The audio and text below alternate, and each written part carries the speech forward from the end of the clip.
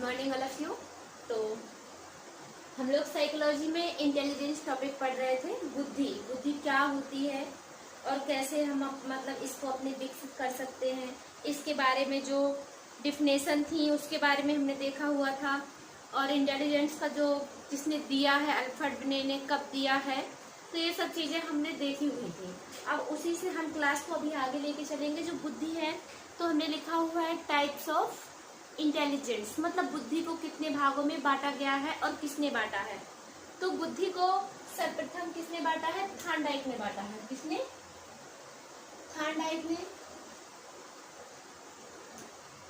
Thorndike ने बुद्धि को कितने भागों में बांटा है? तो 3 भागों में बांटा है। 3 भागों में बांटा है। ठीक, पहला उन्होंने बताया है सामाजिक इंटेलिजेंस, तो इसको हम कहेंगे सामाजिक बुद्धि, इंटेलिजेंस। तो इसे हम कहेंगे सामाजिक बुद्धि,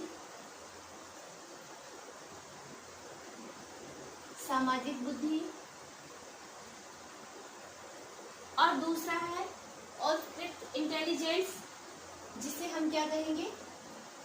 मूर्त बुद्धि। और अगला है, लास्ट है अमूर्त बुद्धि और मूर्त बुद्धि। इंटेलिजेंस यहाँ पे यही रहेगा, इधर भी इंटेलिजेंस रहेगा। इसको कहेंगे हम अमूर्त बुद्धि, अमूर्त बुद्धि।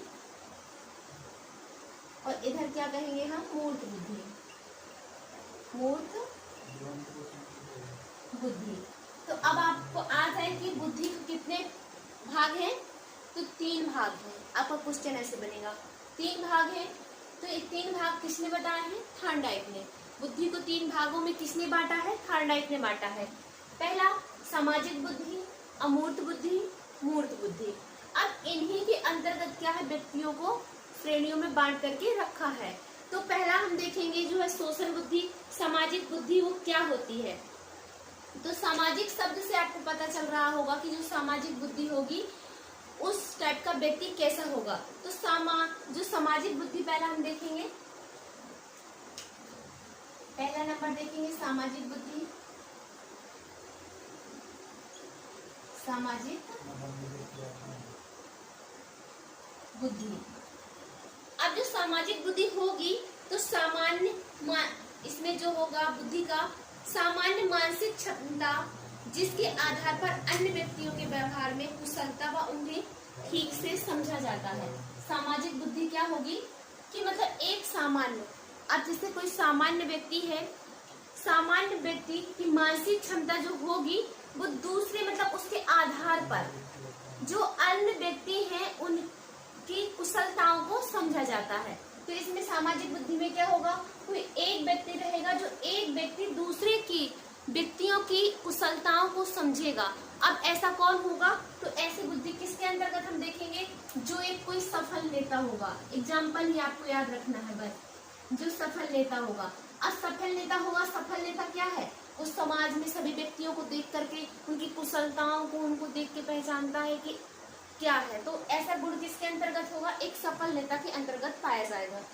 अब है अमूर्त बुद्धि दूसरा। इसके अंतर्गत आपको सिर्फ यही चीज याद रखनी है, जो समाज होगा तो उसमें कोई एक व्यक्ति अन्य व्यक्तियों की अन्य कुशलताओं को क्या करे? उनके व्यवहार को समझे और उनकी कौशलों को, स्किलों को समझे कि कैसा व्यवहार, तो उनके व्यवहार को क्या है? समझता है।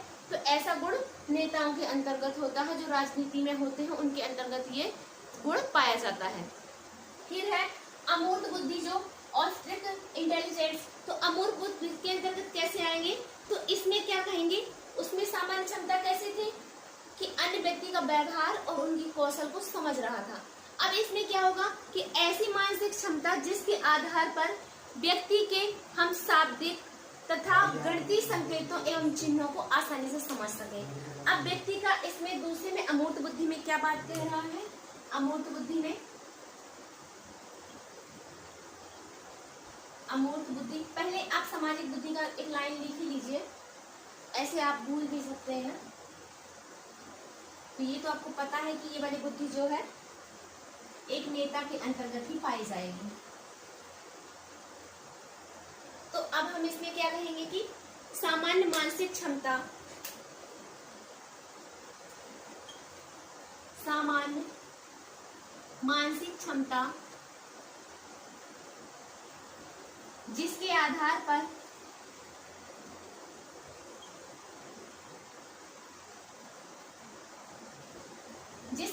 हम क्या करते हैं, जिसके आधार पर अन्य व्यक्तियों के व्यवहार, जिसके आधार पर अन्य व्यक्तियों के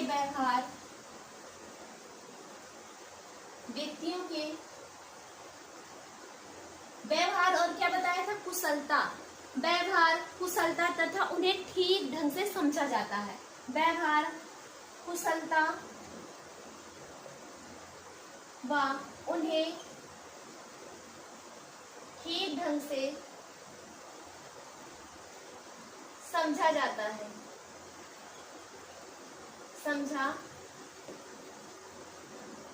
जाता है। तो अब ऐसा किसके अंतर्गत होगा भैया, जब कोई एक सफल नेता होगा वो व्यक्तियों को अच्छे से समझेगा, उनके व्यवहार को समझेगा। तो एग्जाम्पल इसका क्या दिखाए थे हम, एक सफल नेता, राजनीति वाला जो भैया होगा ना वही नेता, सॉरी एक सफल नेता, आप सफल नेता लिख लीजिए, किसके अंतर्गत होंगे, जो एक सफल नेता होगा वो इन सबसे। तो इसमें क्या है, सामाजिक बुद्धि में जो सोशल इंटेलिजेंस है, इस सामान्य मानसिक क्षमता, जो व्यक्ति की, अब सबकी एक ही सामान्य मानसिक क्षमता होती है, उसी के आधार पर व्यक्तियों को पहचानना है। तो क्या है, एक सामान्य मानसिक क्षमता जिसके आधार पर व्यक्तियों के क्या व्यवहार और कुशलता, इन दो चीजों को अंडरलाइन करना, व्यवहार, कुशलता व उन्हें ठीक ढंग से समझता है या समझा जाता है। तो क्या कौन होता है, एक सफल नेता होता है। ठीक, फिर दूसरी है, ये हेडिंग थी सोशल इंटेलिजेंस नंबर 1। अब नंबर 2, पेन दिखने होगा। नंबर 2 क्या है, अमूर्त बुद्धि। अमूर्त अबुद्धि, अमूर्त बुद्धि क्या होगी, अब ये भी एक सामान्य मानसिक क्षमता होगी, जिसके आधार पर क्या है, ऐसी मानसिक क्षमता जिसके आधार पर, क्या कहेंगे इसमें, ऐसी मानसिक क्षमता, ऐसी मानसिक क्षमता,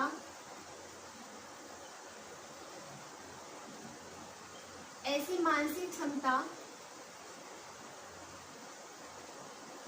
जिसके, ऐसी मानसिक क्षमता जिसके आधार पर व्यक्ति शाब्दिक व गणितीय संकेतों का, व्यक्ति शाब्दिक व गणितीय संकेतों का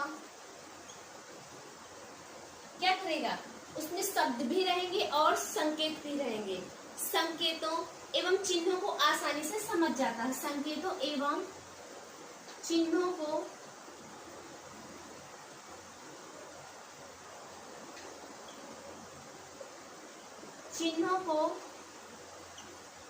आसानी से समझ जाता है, आसानी से समझ जाता है। तो अब आपको एक पढ़ के ही पता चल गया होगा कि ऐसे जो बुद्धि है वो किनके अंतर्गत पाई जाएगी, कि ऐसी मानसिक क्षमता जिसके आधार पर व्यक्ति शाब्दिक, या तो वहाँ शब्द हो, कोई शब्द अंकित कर रखे हो, या कोई गणितीय चिन्ह या संकेत हो, उन संकेतों को पहचान के बता दे कि ये चीज किस लिए है या क्या है। तो ऐसा कौन होगा भाई, अब संकेत दिया है, गणितीय चिन्ह दिया है या शब्द दिया है, या इसको पहचानने के लिए क्या होगा, या तो कोई सफल कलाकार होगा, या पेंटर होगा, या गणितज्ञ होगा, एग्जाम्पल पे आप लिखेंगे, या तो सफल क्या होगा, कलाकार होगा, कलाकार हो सकता है, गणितज्ञ हो सकता है भाई, और क्या होगा, कोई चित्रकार भी हो सकता है, चित्रकार हो सकता है, कोई पेंटर वाला हो सकता है जो पेंटिंग वगैरह बनाता है, पेंटर। तो ऐसी बुद्धि किनके अंतर्गत आएगी, जो एक सफल कलाकार होगा, या गणितज्ञ होगा, या पेंटर होगा। ऐसी बुद्धि उनके अंतर्गत आएगी। वो या किसी की मतलब कोई शब्द लिखे हो तो वो पहचान कर लेगा कि ये कब के हैं, प्राचीन लिखे हुए हैं, या इन शब्दों का क्या अर्थ है पहचान लेगा। या कोई चिन्ह बना है, किस लैंग्वेज का है, किस भाषा का है, जिसको ज्यादा ज्ञान होगा वही पहचान पाएगा। अगर कोई चिन्ह आपको ऐसे कहीं जाते हैं, जैसे आप घूमने कहीं जाते हैं किलो वगैरह में, तो देखते हैं वहां पर कई लैंग्वेज लिखी रहती है, कई शब्द लिखे रहते हैं, या कोई ऐसे चित्र वगैरह बना रहता है, तो उसका जो ज्ञाता होगा या उस चीज में उसका बहुत ज्यादा लगाव होगा तो वो पहचान पाएगा। वो लैंग्वेज हम और आसानी से नहीं पहचान सकते हैं। तो ये जो होगी वो कैसे होगी, अमूर्त बुद्धि के अंतर्गत आएंगे। ऐसे वो होंगे जिसमें व्यक्ति के मतलब शाब्दिक और गणितीय संकेतों एवं चिन्हों को क्या करता है, वो आसानी से समझ जाता है। तो जो समझता है वो कौन होगा, एक सफल कलाकार या गणितज्ञ या पेंटर। तो कैसी बुद्धि के अंतर्गत आएंगे, अमूर्त बुद्धि के अंतर्गत आएंगे। और जो सामान्य मतलब ठीक ढंग से इसकी व्यवहार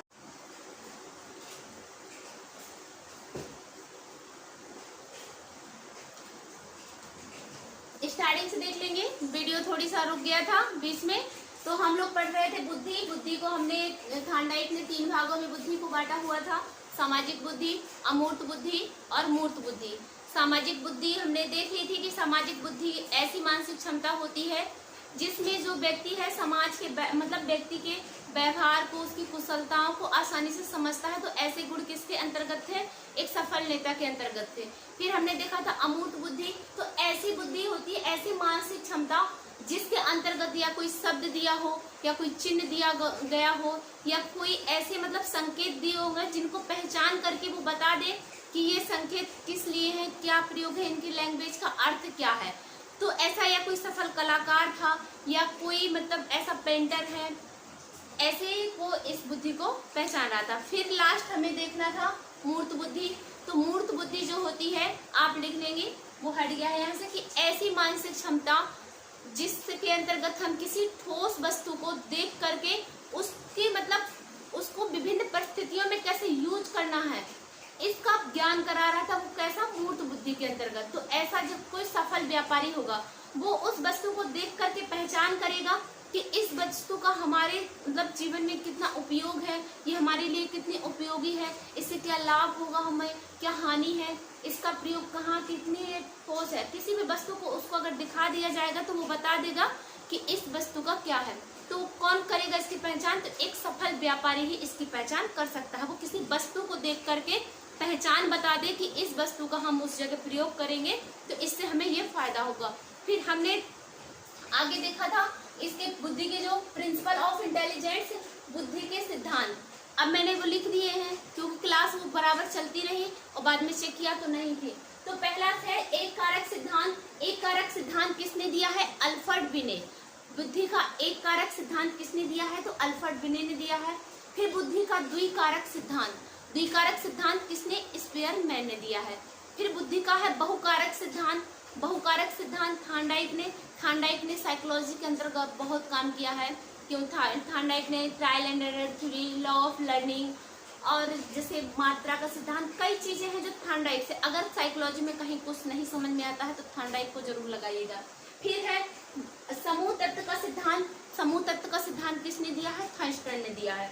फिर अगला है सैम्पलिंग का सिद्धांत, जी.एच. थॉमसन ने दिया है। फिर मात्रा का सिद्धांत थांडाइक ने दिया है। संज्ञानात्मक सिद्धांत जीन पियाजे। संज्ञानात्मक एक थ्योरी है पूरी, इसके अंतर्गत साइकोलॉजी में जीन पियाजे का भी बहुत बड़ा वो है। तो हमने इंटेलिजेंस के जो सिद्धांत हैं वो पढ़े कि इंटेलिजेंस के सिद्धांत, बस इतना आपको याद रखना है, इन्हीं में घुमा फिरा के क्वेश्चन आपका यहीं से बनेगा एग्जाम में कि कौन सा सिद्धांत किसने दिया है या कौन सा किसका है, बुद्धि का है कि नहीं है, तो आपको इनसे पहचानना रहेगा।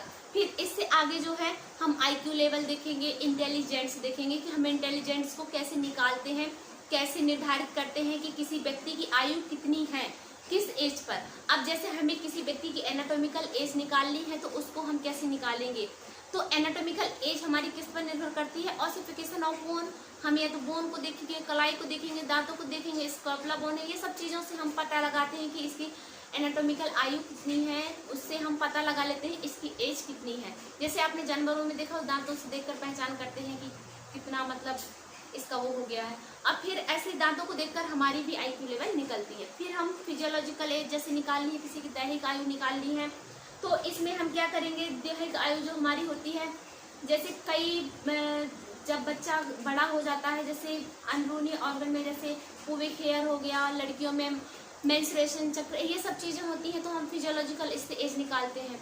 फिर है हमारी मेंटल एज, तो मानसिक आयु होती है। मानसिक आयु किसी IQ लेवल, मानसिक आयु होती है जो बच्चों की ही निकाली जाती है, वो वयस्कों की नहीं निकाली जाती।